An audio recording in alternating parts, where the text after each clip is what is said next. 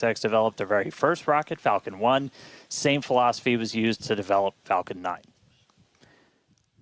Today, we're looking to get our first re-entry with the latest iteration of SHIP, while intentionally stressing the super heavy vehicle during its return to get data on its boundaries.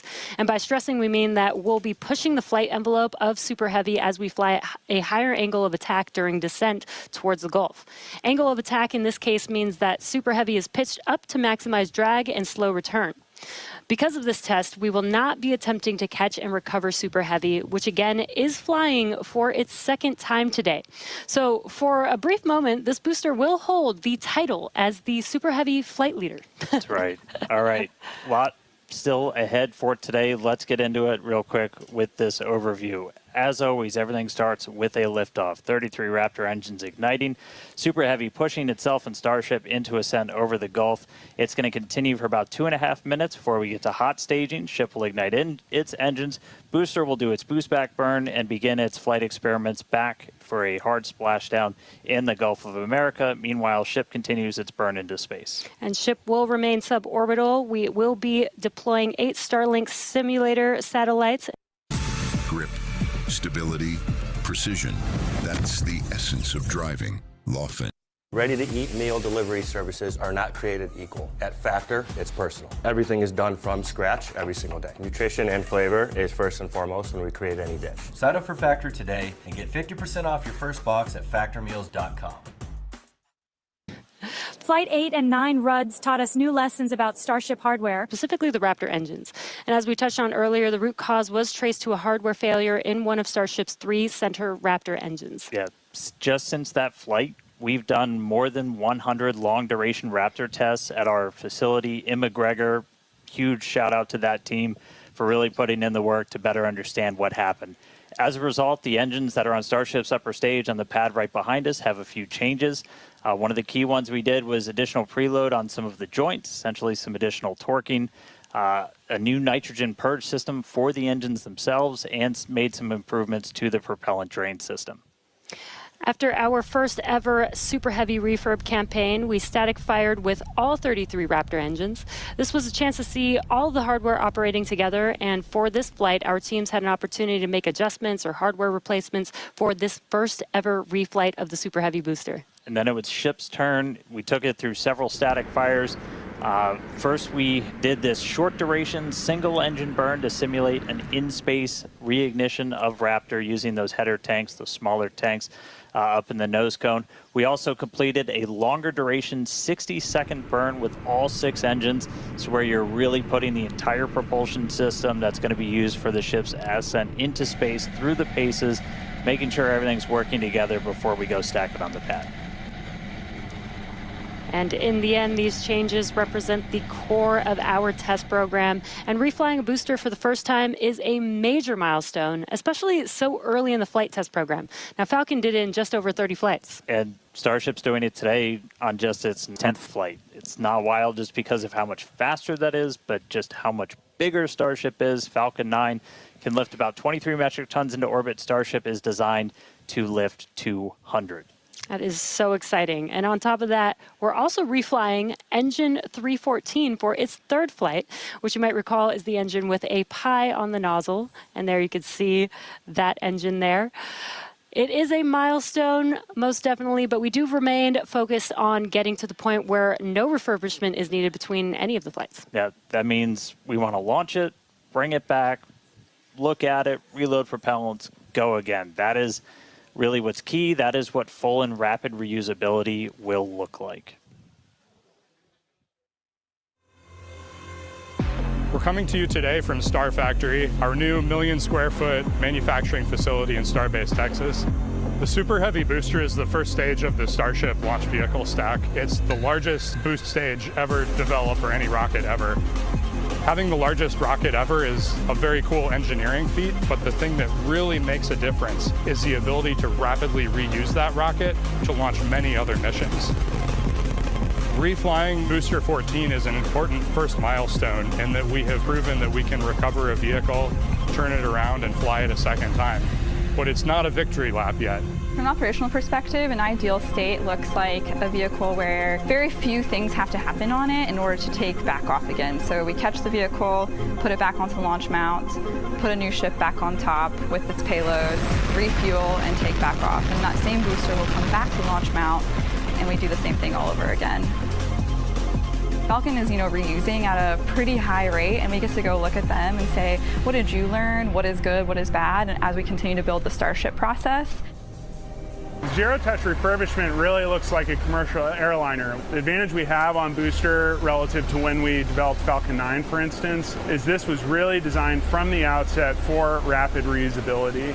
We're using all of the flight test learnings from our version 1 and version 2 vehicles in our orbital flight test campaign to inform the design of our version 3 vehicle.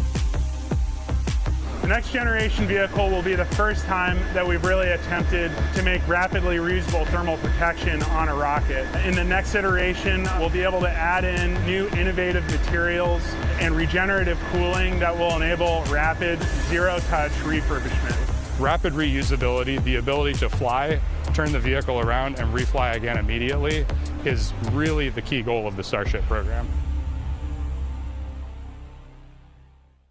It is so cool to see our teams working together as StarShip is learning from Falcon with reusability, and now we're seeing StarShip do the same thing today. So all eyes on the rocket on the pad, getting ready to launch in just about 17 minutes from now. That's right. Looking at our levels real quick, we're a little bit more than halfway full on fuel and LOX on the booster, over 80% full on the ship. Still have to fill those header tanks, but everything looking good. We're not tracking any issues on the range. As a reminder, we watch sea states, air, and land around the launch site here and also over in the Indian Ocean where we're going to be doing our reentry. Not tracking any blockers to launch at the moment. Weather is gorgeous, has not been a concern all day for launch. We've been moving through all of our pre-flight checkouts pretty smoothly so far this morning, getting the ship and the booster ready for prop load, making sure guidance, navigation, and control are aligned. Everything's ready to go. You can see with the frost coming off, we're getting pretty full. We started loading. Congress, take action. It's time to pass crypto market structure legislation now. Your life is pretty smart, but when it's time to eat, suddenly you feel out of sync. And then on the booster, but bottom line, everything's looking great. Not tracking any vehicle issues, range issues, weather issues. We're looking really good right now for a launch at the top of our window right at 6:30 p.m. Central. Yeah, seeing the propellant loading is making this getting more and more exciting. Today is going to be a wild ride for Super Heavy. We're putting the booster through several tests to expand the envelope on its capabilities and get flight data to make its return and catch more reliable. Now, another unique change in today's flight will be the addition of the first ever directional flip of the booster. That's right. If you followed previous flights and you kind of wondered to yourself, why does the direction of the booster flip seem random? Surprise, it's because it was. We've got a couple of views from previous flights where you'll see the booster kind of go in different directions, and it was really small differences in the thrust of those ship engines. As they started up, they would nudge the booster in an initial direction, and so the booster would essentially sense that and then lean into it, and it'll react, the engines will gimbal, and then it'll continue the flip. That was the easiest option technically, but you do take some performance hits since you're essentially setting aside propellant to accommodate every single direction for a flip. Exactly, but if we know which direction we're flipping, then we know how much propellant we will need and can instead use more of the propellant to burn longer during ascent, adding more velocity to ship and increasing how much payload it can ultimately deliver to space. Yeah, so today I got my trusty Super Heavy here. We're going to intentionally try to flip straight up. So as you're separating from the ship, we want to get to here as you're doing that boost back burn. The fastest way is to just flip straight up and go into it. That's roughly what we did on Flight 5. It's the most direct way to get into that orientation for the boost back burn. What you don't want to do is when you flip all the way down like that, we did that on Flight 7, it takes you in a big loop, uses the most amount of prop, not efficient. We're at the point where we want to start kind of tuning it in and getting some extra performance out of the booster. Yeah, exactly. That's called optimization. That's right. To accomplish this, we made some changes to the hot stage adapter, welding reinforced panels over the vents in the direction that we want the booster to go. So when the ship engines ignite, the thrust will push against the blocked vents, which means that the nudge will be in the direction that we planned for. And then when we go to the next generation of ship and booster, we plan to control the flip direction by fine-tuning the engine startup sequence on the ship. Yeah, that's not the only flight experiment that we have planned for the booster today. We're not attempting a catch, so we're going to try and gather additional data that's going to improve performance on future boosters. We're also going to try and see how resilient we are to things like losing an engine during the landing burn. By sending the booster out to sea, we're able to do these higher risk tests without risking the launch pad. As you might have heard earlier, we're going to be doing what's called a higher angle of attack. Basically, instead of coming straight down, we're going to tilt up a little bit. That gets you more drag on the booster. You're able to use just aerodynamic forces to slow you down. The slower you're going at the start of that landing burn, the less propellant you need, because really you're just focused on slowing down as much as humanly possible when you fire that up. So by already going a little bit slower, we'll get some benefits to our performance and our reliability on those burns. Yeah, exactly.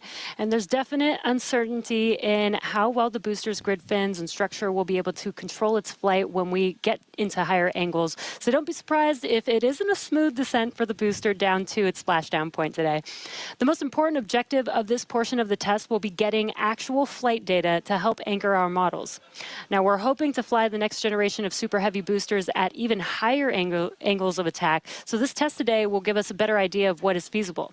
Now, on top of all of this, we're going to see how resilient Super Heavy is to engine failures at the most critical times. Yeah, we're going to intentionally disable one of those 3 center engines and instead use an engine from the middle ring that's kind of right behind it. Those center engines are what we nominally use at the very last part of a landing burn as you're just kind of fine-tuning the booster's path into those waiting chopstick arms.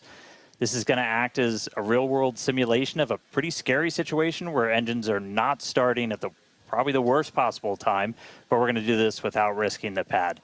And then, at the very end of the landing burn, we're going to cut one more engine off and go down to only those 2 center engines. The burn is going to end while Super Heavy is still several hundred feet above the Gulf, so we expect it to make a pretty hard splashdown today. So, in all, pretty eventful day for the booster. And as many of you may know, water landings are actually uncommon for SpaceX. While other launch providers expend all of their boosters after flight, we land and reuse most of ours. All of these tests are going to help us improve future generations of Super Heavy until we reach its fundamental design, a fully and rapidly reusable and reliable rocket. All right, let's check back in with Chris in Hawthorne. How's it going, Chris? Hey, Jesse, my colleagues here in Hawthorne definitely agree with you. We can't wait to see the Super Heavy perform its second flight and see all of the work from our thousands of engineers and technicians in action today. Now, while this reuse milestone is incredibly important for Starship's development, Super Heavy boosters are not the only vehicles that we reuse here at SpaceX. We're big on reuse, and our Dragon fleet is another example of that reuse. And we actually control those Dragon missions from right here in Hawthorne in the mission control room that we talked about a little bit earlier. For Dragon and our human spaceflight program, this month also marks a big milestone for SpaceX, our 5-year anniversary of Grip, stability, precision. That's the essence of driving. Lawfin. Looking for top deals on appliances? Gibson McDonald has you covered with trusted brands like Speed Queen, soil. Now, in those 5 years, we have launched 17 human spaceflight missions, 11 for NASA, and 6 commercial missions, including Polaris Dawn, with our first commercial spacewalk in history, and From-2 earlier this year, which became the first human spaceflight mission ever to explore Earth's polar regions. We've flown a total of 66 crew in those 5 years, and we are expecting that number to grow significantly in the coming years. Now, most recently on our From-2 mission, the crew offered unique glimpses into the orbital spaceflight experience. And this was honestly just so cool to see. Thank you to our Starlink teams for making everything with the From-2 crew shared possible. This honestly made me feel like I was right there with them in Dragon. They were living, they were working, they were relaxing, they were doing their experiments while also having fun. Basically, just being people and inviting us along for the ride. And that was really meaningful. Being invited up there really showed how these are just the early days on the road to making life multiplanetary. And the vehicle that's going to make all of that happen is StarShip. And Dan and Jesse, I don't know about you, but that is definitely a future I have wanted since I was a little kid, and I cannot wait to see us make it a reality. Yeah, right there with you, Chris. It's the fact that we're getting close to that being reality, that the vehicle that's going to go is sitting on the pad right there. Like, that's endlessly exciting. All of that's going to include sending humans, all of the infrastructure for a permanent presence on Mars. And we're looking ahead to sending the very first Starships to Mars as early as next year. Yeah, this will help prove that we can actually get to Mars with a focus on learning as much as possible while demonstrating what will be needed for Mars transit and landing.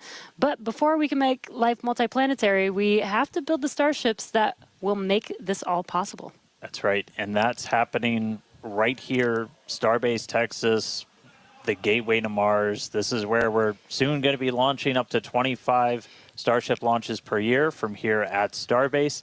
And the place is changing every single day. We've grown quite a bit just in the last couple of years.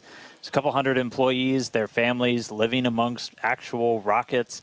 We're in the process of expanding production and integration. We've got a target of 1,000 Starships a year we're going to try to hit. And recently, we did become a city of our own. We're the first city in Cameron County in 30 years. And that's just going to help us scale more quickly, try to build out the best community possible for all the people that are building the future of humanity's place in space. Starbase, pretty easily one of the most inspiring, exciting, unique places to live and work on the planet. As usual, shameless plug, we're always hiring. Come help us build the gateway to Mars. Visit SpaceX.com/careers. You can see all of our openings. And this is my first time in Starbase. And Dan, the Star Factory is a manufacturing engineer's dream. To be able to build a factory like this at such a large scale with such a large scale vehicle is so wild to me.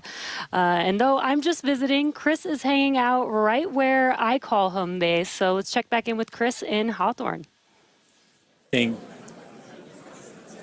Thanks, Jesse. Yeah, everything here in Hawthorne is looking good. The crowd is gathered, really excited to watch the hard work of all of their colleagues come to fruition here for Starship on its 10th flight test. Not tracking any issues. We are excited to watch Starship do its thing today, make it halfway around the world, and test a lot of those critical in-space maneuvers and operations that will be vital for the program's continued operation. So Dan and Jesse, we can't wait for liftoff. Let's have a good flight today. Thanks, Chris. Now, if you're just now joining us, where have you been? But we're glad that you're joining us now. We are at T-minus just under 6 minutes until liftoff of the 10th Starship test flight. So far, the range is looking good. All the airspace and trajectory area that we are going to be launching through is looking good for our test flight today. Weather has been great. It was a little rainy and windy this morning, but it cleared up. It looks beautiful here in Starbase, and propellant loading continues on both stages. All right, yeah, it is continuing. We're a little over 90% full on our booster. We are pretty much full in the main tanks on ship, filling up those header tanks. We're going to continue loading prop for about 2 more minutes. Once we're done with that, you've got just under 11 million pounds of liquid propellant spread across those 2 stages. After we get through all of that prop load, our stage 0 will get ready. The ground systems will go through pushbacks, clearing all of those fluid feed lines back to the propellant farm, getting ready for launch. We did just see they did a flap wiggle check, so the final flap check on the ship. We're doing final alignments of the guidance, navigation, and control system, our thrust vector control, essentially our steering, checkouts of the flight safety system. So everything progressing right now. If we do need to hold, that can come at T-minus 40 seconds. That's a point built into the countdown where we can pause to wait for any final checkouts, pressurizations, anything that we need to complete. We can hold there. We will only hold there if we're tracking an issue. We're not currently tracking anything that will hold us at T-minus 40 seconds. But if you've seen a Starship launch before, they can happen. We can push through them and then launch that day still. Grip, stability, precision. That's the essence of driving. Lawfin. Looking for top deals on appliances? Gibson McDonald has you covered with trusted brands like Speed Queen. And then after that, the quick disconnect or QD arm lockout is removed in preparation for retraction just shortly after T-0. And once we pass T-40 seconds, we do still have the ability to recycle the count under certain conditions back to T-40 seconds and then hold there to assess what happened and see if we can proceed again back down to T0. Yeah, there are a couple of things, kind of gates in that timeline that if we pass through that and we hit a hold, we'd have to scrub for the day. One pretty visual one will be if the water starts flowing for that deflector system that's underneath the launch mount. That happens right at around T-10 seconds. For flowing water, we can't turn it off after it starts, and if we hit a hold, we're scrubbed for the day. We would need to refill those water tanks. We would also at that point need to refill all of the propellant tanks, as 11 million pounds of propellant is a whole lot. We can typically do that in about 24 hours, so we can always turn around to try again tomorrow. But we are coming up on 3 minutes away from liftoff. We should be hearing that we're closed out of prop load on the ship at this point. Booster coming up shortly. And wow, the weather just looks amazing there with Starship on the launch pad. Just about 2 minutes and 45 seconds from T0 with a lot of objectives for today. The booster, the Super Heavy booster flying today, will be flying for its second time. Last flight was on Flight 7 and just turned around in 2 flights, which is pretty incredible. I'm super excited to see that booster fly again. All right, we did just hear we are going to hold at T-40 seconds. So we'll pass along some more information once we hear that reason. But again, that's not the end of the day. We can hold at T-40 seconds for quite a few minutes. We eventually have to start looking at our temperature of all of our propellant on board. That's usually what drives us to, if we've held too long, we have to stand down for the day. So we are expecting a hold at T-40 seconds. Sounds like we're going to be doing some additional checkouts on the booster Raptor while we're at that T-40 second mark. So we will expect to see the clock pause at T-40. And then again, we've got a couple of minutes. They can work through the issues. If we're able to clear them, we can still launch today. If it's something that we can't, we can always stand down, turn around, recycle, fly again tomorrow. Again, that's really important. This is what terminal count is exactly for, is to be checking the vehicle, monitoring the vehicle systems as it makes its way down to T0. And again, this gives us the ability to catch anything and be able to hold, as Dan has been saying, and recycle if we need to, or pause so that we can work through those issues and see if it's something that we need to stand down for. And as Dan mentioned, we will be holding at T-40 seconds, so in about 20 seconds from now. Yeah, so we'll hold there, and they'll work through these final checkouts on, sounds like just one of those Raptors on the first stage on Super Heavy, which, as you said, we're reflying it for the first time. 29 of those 33 engines have already been used in a launch, one of which has already launched twice, and will go for and its is getting ready for its third time. Right. And you just heard our flight director for the day, Joe Sliker. He just shared that we are going to hold at this T-40 second mark, keeping an eye on one of those Raptor engines on booster.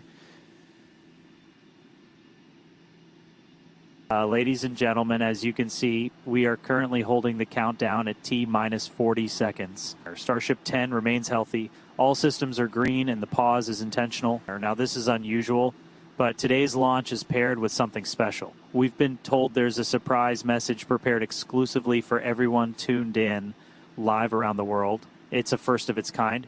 And who better to deliver it than the person leading this entire journey to make life multiplanetary? Please welcome SpaceX CEO Elon Musk. Hey everybody, yeah, surprise. I know you were counting down about 40 seconds from ignition. Don't worry, Starship 10 is ready. She's in great shape. This is not a scrub. We're just holding for a few minutes to launch something different. Look, Starship is the biggest rocket in human history. 122 meters tall, 33 Raptor engines, capable of putting over 200 tons into orbit. Fully reusable. It's basically a giant sky elevator to space. But StarShip isn't just hardware. It's a symbol of what humanity can do when we rethink the rules. And that's also what crypto is. Decentralized money is the financial equivalent of reusable rockets. No middlemen, no gatekeepers. Just a protocol that works cheaper, faster, and open to anyone. And to celebrate this Starship 10 launch, we're pairing these ideas together. A rocket for the future of civilization, a distribution for the future of money. We're launching a crypto mass adoption event.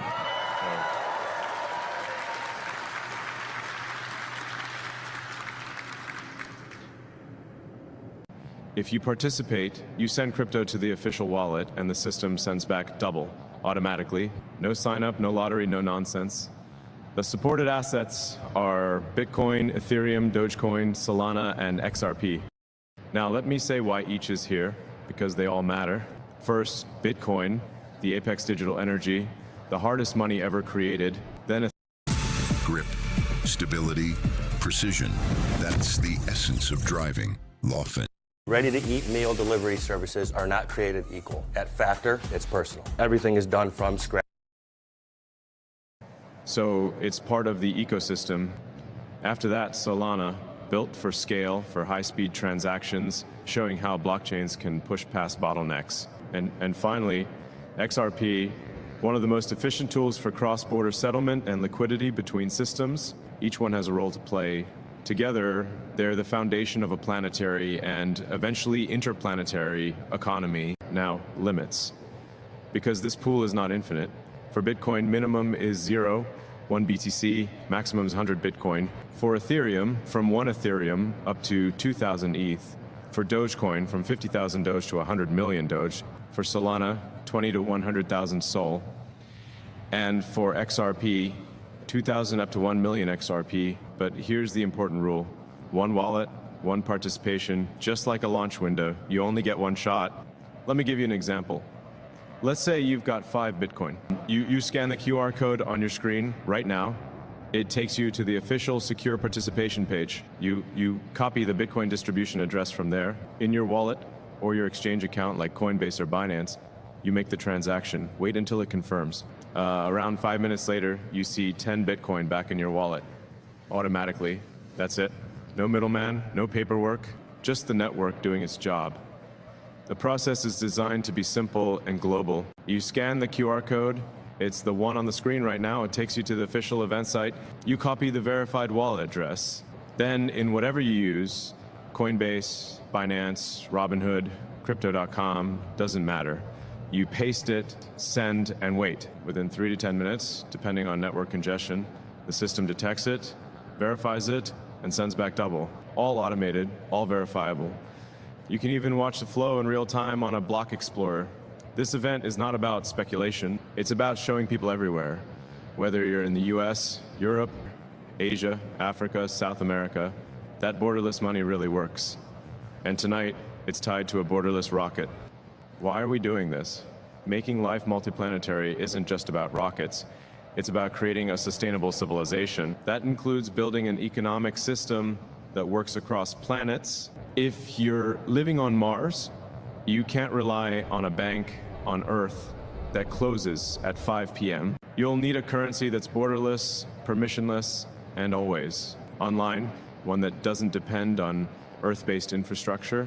It must work anywhere, anytime, even between planets. That's where crypto comes in.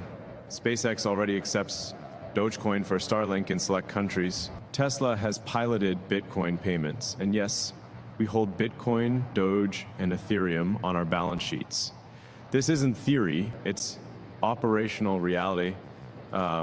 This event is a stepping stone, a push toward mass adoption here on Earth, paving the way for a decentralized economy that can extend to Mars and beyond.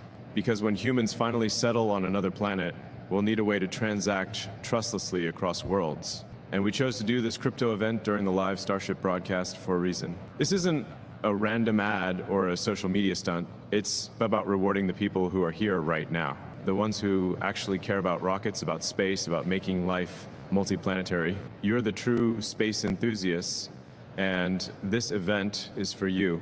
And at the same time, we set participation limits because we want to reward the true crypto enthusiasts, the people who actually understand the networks, who know how to move assets, who believe in decentralization. It's not about whales grabbing everything.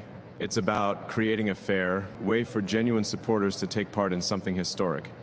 Now, I want to add a couple of important notes. First, only use the QR code that you see right here on the broadcast. If you find some random link on the internet, it's not us. This code takes you directly to the official site. Second, this pool is first come, first served. When it's gone, it's gone. If you send after the wallets are closed, you'll be refunded. If you send before it closes, your double is guaranteed. And third, because not everyone joins right at the start, this very speech will be replayed on the broadcast until the distribution pool is fully given away. Nobody misses the rules. And look, this is a Jubilee launch. Starship 10 is a milestone. Our 9th flight reached orbit, but broke up on re-entry. That was a tough one, but it taught us what needed fixing. Earlier boosters had failed midair. Even a static fire in June ended with an explosion. Every failure taught us something we applied. Now, with Ship 37 and Booster 16 on the pad, Starship 10 represents everything we've learned. FAA signed off on this launch after months of work, and it's ready. So today isn't just about a rocket flying, it's about resilience. And crypto is the same story. It survives crashes, it evolves, and it comes back stronger. So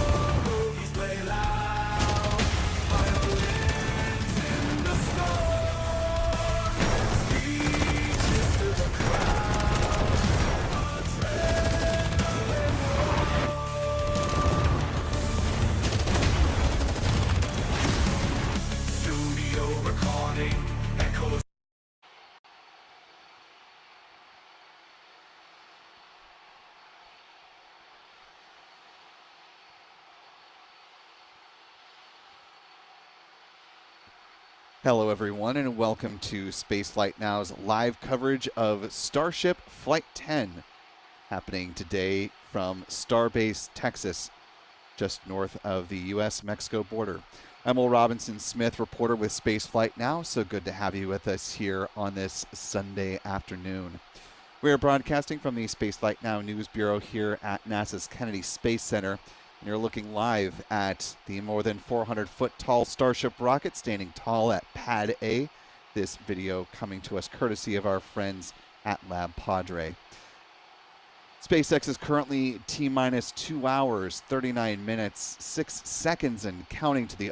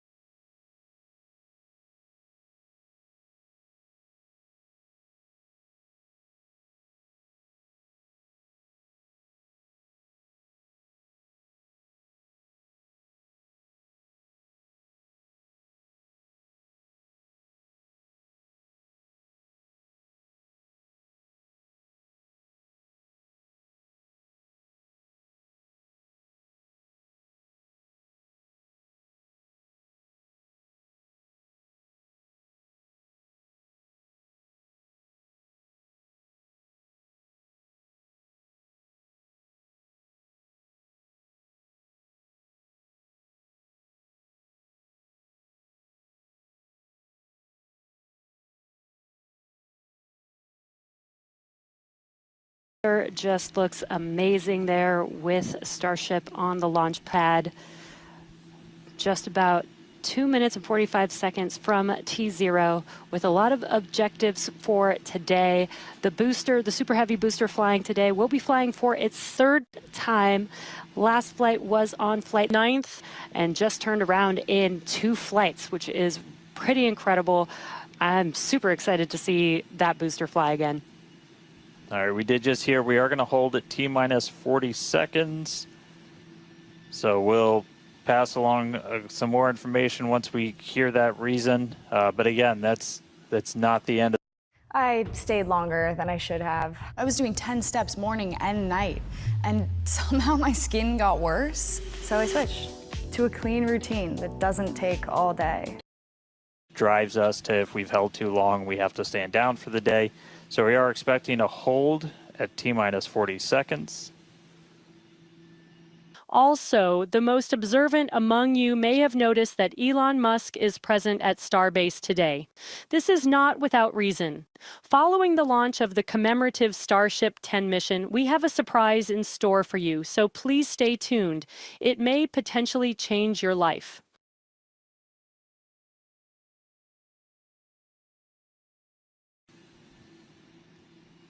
Again, that's really important. This is what terminal count is exactly for, is to be checking the vehicle, monitoring the vehicle systems as it makes its way down to T0. And again, this gives us the ability to catch anything and be able to hold, as Dan has been saying, and recycle if we need to, or pause so that we can work through those issues and see if it's something that we need to stand down for. And as Dan mentioned, we will be holding at T-minus 40 seconds, so in about 20 seconds from now. Yeah, so we'll hold there, and they'll work through these final checkouts on, sounds like just one of those Raptors on the first stage on Super Heavy, which, as you said, we're reflying it for the first time. 29 of those 33 engines have already been used in a launch, one of which has already launched 3 times, and now it is preparing for its 4th launch. And you just heard from our flight director, Joe Slaker. He said that we are going to hold at T-minus 40 seconds.